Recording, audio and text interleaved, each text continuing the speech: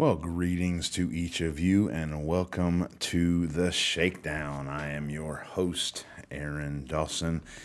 Good to be back with you again on yet another episode. So glad that you have decided to join us.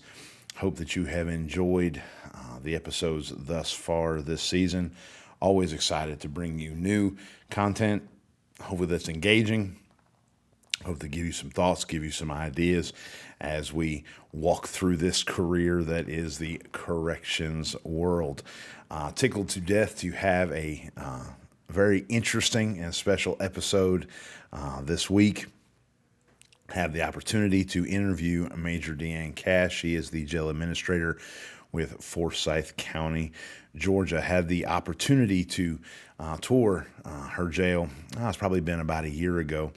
And in the process of touring her jail, was able to witness something that really jumped out at me.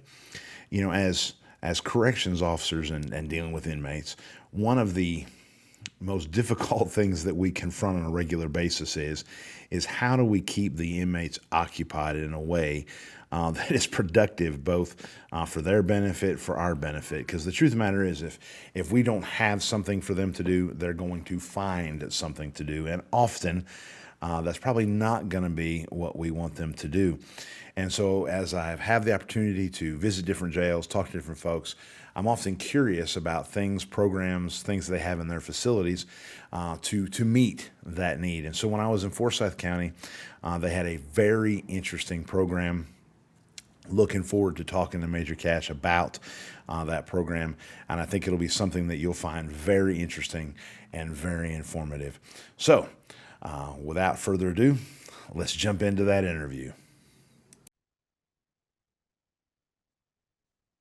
All right. Well, as promised, we do have Major Deann Cash from Forsyth County on with us today. Good to see you again, Miss Cash. I will even say, always a privilege to have a conversation with you, and as genuinely as I can, as I can be. That's nice to hear, Aaron. And we won't take a straw poll to see, you know, in your facility if that's the case all the way across the board. But I imagine it is. Anyway, we'll leave that alone. Absolutely. But one of the things I wanted to definitely discuss with you today I had the opportunity. Oh, good grief! It's almost been a year ago now.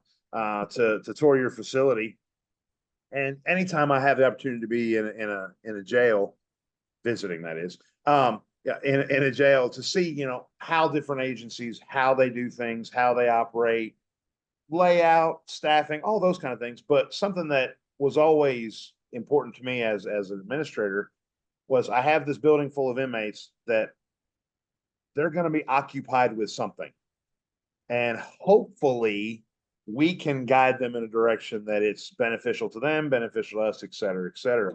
And so I'm always interested to see different ideas that different agencies and facilities have to just keep the inmates occupied, but occupied in a positive manner. And so one of the things that really piqued my curiosity while I was there touring your jail was the dogs working with the female inmate workers there.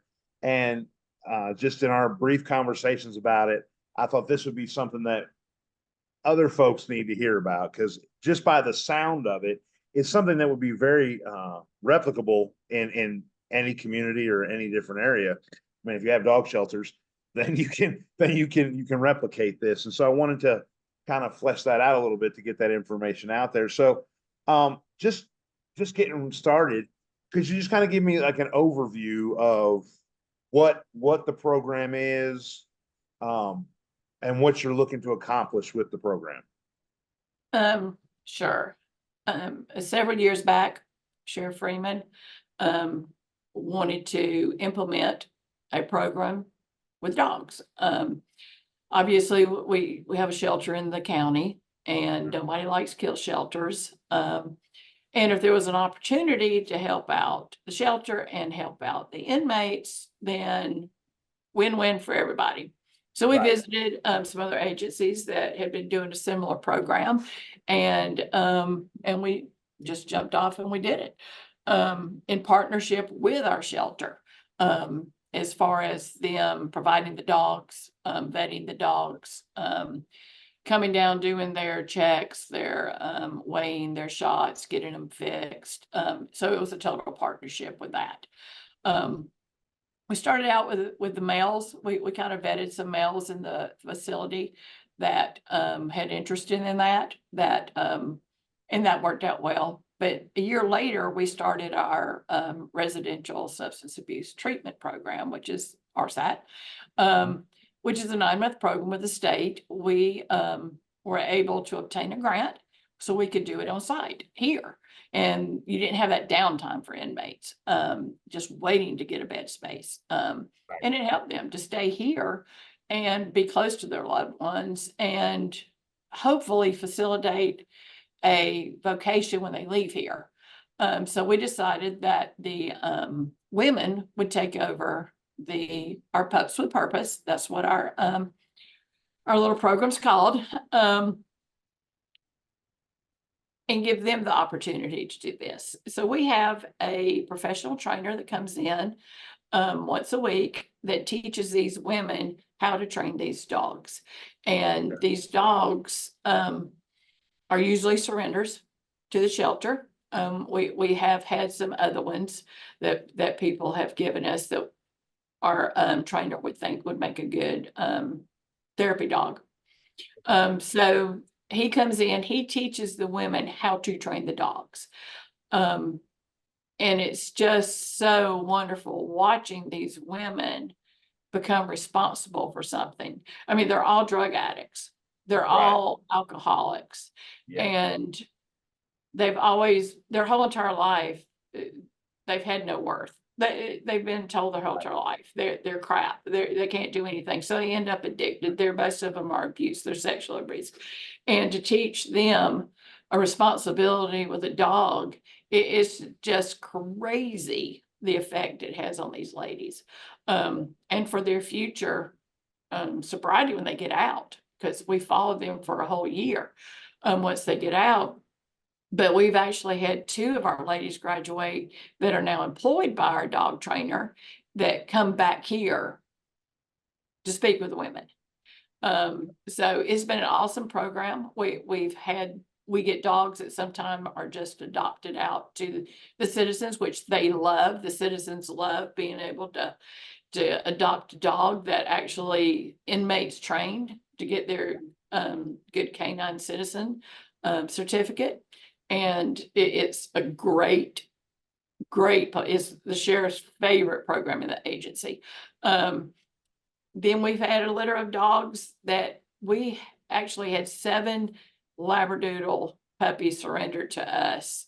All 7 of them are therapy dogs now, from our senior citizen to our schools to the sheriff has one. I mean, they're all over the county now. And we have trained one for Cobb County DA's office.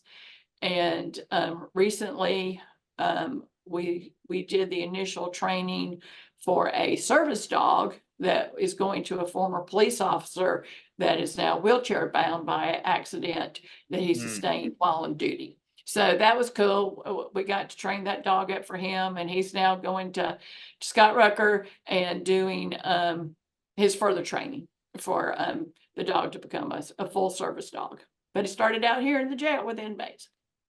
So the training that the inmates are doing with the dogs, is it basic obedience training? And I mean, the fundamentals, I guess would be the way to put it, or are they getting into even more advanced training when they're dealing with the dog? They will, if we deem them to be a therapy or a service dog, then they're going to get a little bit more training. To start off, it's basically, they're starting off with crate training. They're starting off, I mean, they're like having babies down there.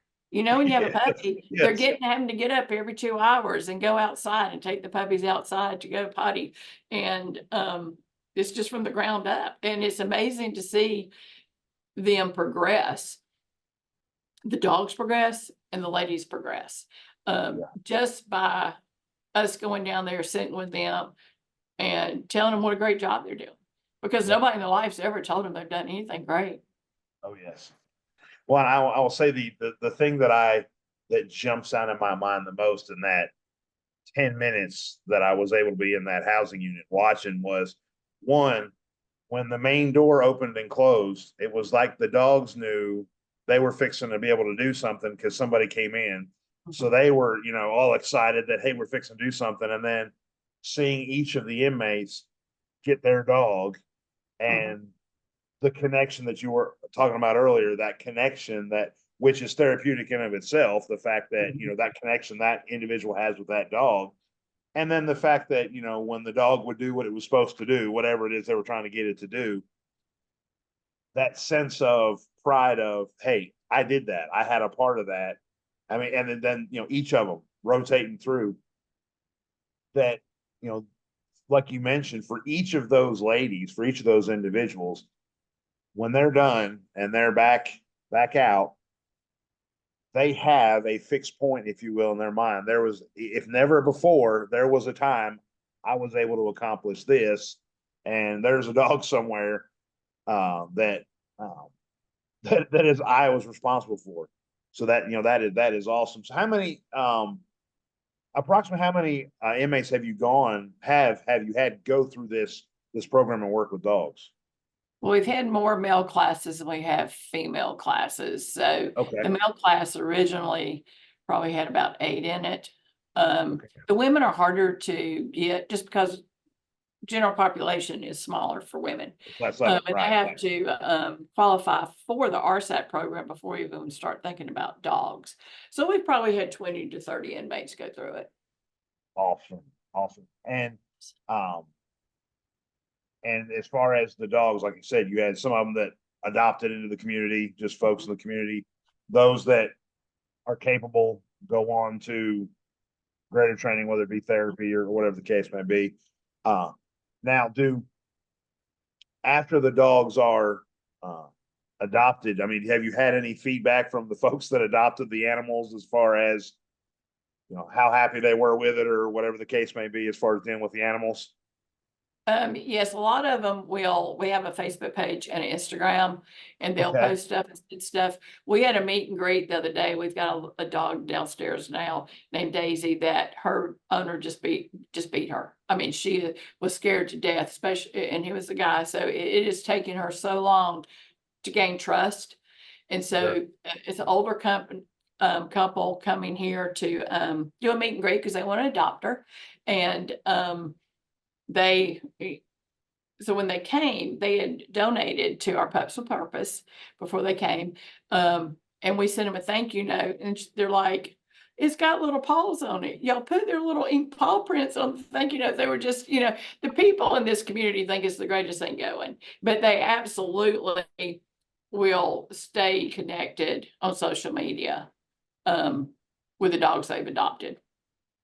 So if somebody wanted to see evidence of it on the face, what is the Facebook page? They could, go check that out. Pups for Purpose. Pups for Purpose. Pups for Purpose. Yeah. Forsyth County. Okay. Awesome. Cause I'll be honest with you. I didn't know it existed. So now I'm going to have to go check it out and see what's going on. Now, if you've got somebody, let's say we've got somebody that's listening to this, jail administrator, supervisor, whatever the case may be, and they hear what we're talking about. How difficult of a process was it for Forsyth County to get this up and running? I mean, I know you said you partnered with the shelter and, they come and check on the dogs, make sure they have their shots and all that kind of stuff. But how difficult of a process was it to get going? It wasn't difficult at all once we had the shelter on board. And because they're doing all the hard part of it. But since then, partnering with the shelter, we have gone and gotten our own kennel license. So we now can do it ourselves. Okay.